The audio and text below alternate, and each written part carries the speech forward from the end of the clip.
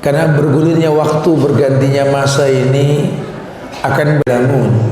Innama yatadzakkaru ulul albab.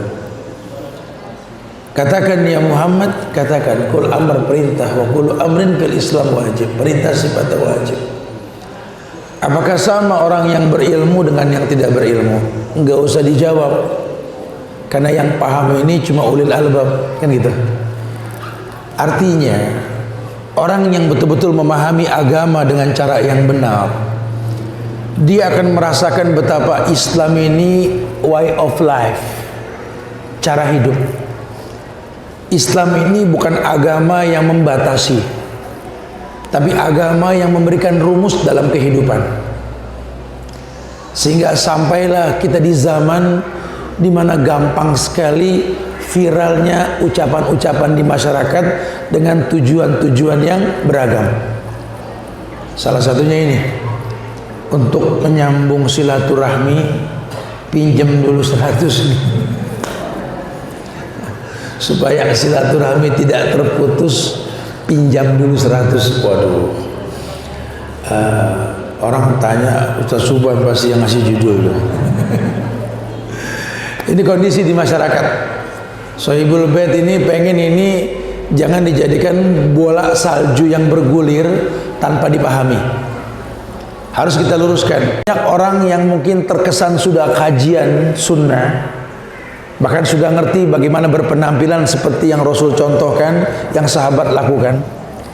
Cuma berkamuflase dengan penampilan, tetap lupa kalau Islam itu agama yang mengukur semua dengan akad. Ada akad perjanjian yang kita nggak boleh menzolimi akad tersebut. Bicara minjam atau meminjami, di Islam ya memang ada aturan mainnya. Apalagi ini kan kita hidup di zaman ini Ustaz, Masya Allah ta'ala. Mana bisa saya berusaha mengembangkan usaha kalau enggak ada pinjaman, enggak ada suplai dana. Ini juga mesti dilurusin, karena belakangan ini orang berpendapat saya bisa kaya karena saya kerja, saya bisa kaya karena saya berusaha. Ya, ini harus diluruskan. Antara gaji, income dan rezeki itu dua hal yang berbeda. Kan sering kita dengar kajian sunnah di mana ustadz menyampaikan riwayat, sering dengar, cuma kadang-kadang kita lupa nanya, paham pun nggak paham pun kita biarkan. Nah, yang terjadi akhirnya banyak orang berpendapat bahwa masa depan yang dia dapatkan nanti itu tergantung kerjanya hari ini. Dia lupa masa depan sudah ditakdirkan.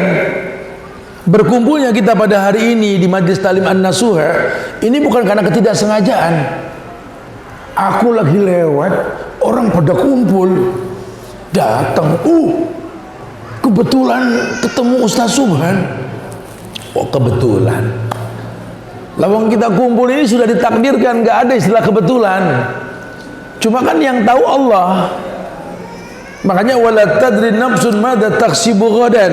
Manusia tuh gak pernah ada yang tahu besok apa yang terjadi.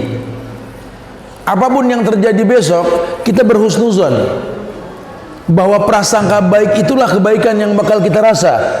Karena Allah mengatakan ana inda zanni abdi bi. Karena aku ini menurut prasangka hambaku. Sebagaimana kebalikannya ayat yang mengatakan wa dzalikum zannukumul ladzi zanantum bi rabbikum ardakum fa asbahtum minal khasirin. Prasangka burukmu ke Allah, keburukan yang bakal kau rasa. Aduh Ustaz, kalau melihat latar belakang diri dan keluarga, kayaknya saya bakal madesul Ustaz. Oh, madesul. Masa depan suram. Gagal maning Ustaz. Ini orang yang zonnya ke Allah ini betul-betul dipertanyakan ini. Inna ba'da zonni ismun, karena setelah prasangka itu pasti keburukan. Ya, salah. Harusnya kita berhusnuzon.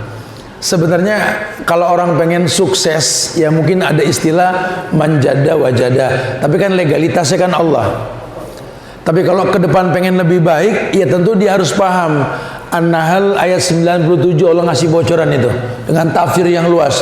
Rujukan perkataan saya kepada tafsir Ibnu Katsir,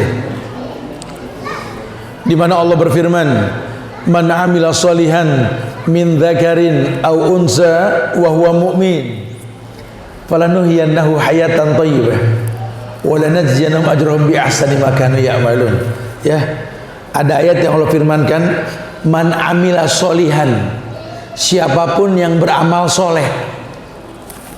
Amal soleh itu artinya amal yang betul, ya, nggak harus sholat, nggak harus ngaji, nggak harus puasa. Semua amal kalau betul, hukum asalnya dibilang amal soleh, berarti amal yang benar. Lain hal kalau sudah kita bicara agama, benar punya ukuran. Qala Allah wa qala Rasul wa qala sahabat, itu benar. Mencuri saja bisa benar tapi salah. Wah, kalau dia yang nyolong sih paten. Bener, makanya nggak pernah ketangkep. Tapi kan bener yang salah. Kalau kita bicara agama, kita nggak bisa menurut kita. Baik menurut kita belum tentu baik menurut Allah. Ya, makanya Imam Malik di zamannya ketegas itu. Beliau mengatakan bahwa orang yang menyangka ada sesuatu yang baru dalam agama, dia telah menganggap Nabi Muhammad mengkhianati kerasulannya. Ya, karena memang agama nggak bisa baik menurut kita. Kalau agama baik menurut kita, keburukan banyak yang bakal kita lakukan. Agama punya standar, dan akhir standar yang diberikan, al-yawma akmaltu lakum dinakum wa atmamtu alaikum ni'mati wa raditu lakumul islam madina. Ini standarnya sudah. Kesempurnaan yang Allah langsung sebut, agama ini sempurna. Kalau yang namanya sempurna, jangan ditambah, jangan dikurang. Walaupun fitnah agama ini ghulu dan taksir, dilebih-lebihin, dikurang-kurangin. Maka beliau menginginkan manusia paham, man kadzdzaba fi amrina hadza ma laysa minhu fa huwa raddun. Maka kalau ada nanti orang berdusta dalam hal ini tanpa ada rujukan dariku, maka raddun tinggal.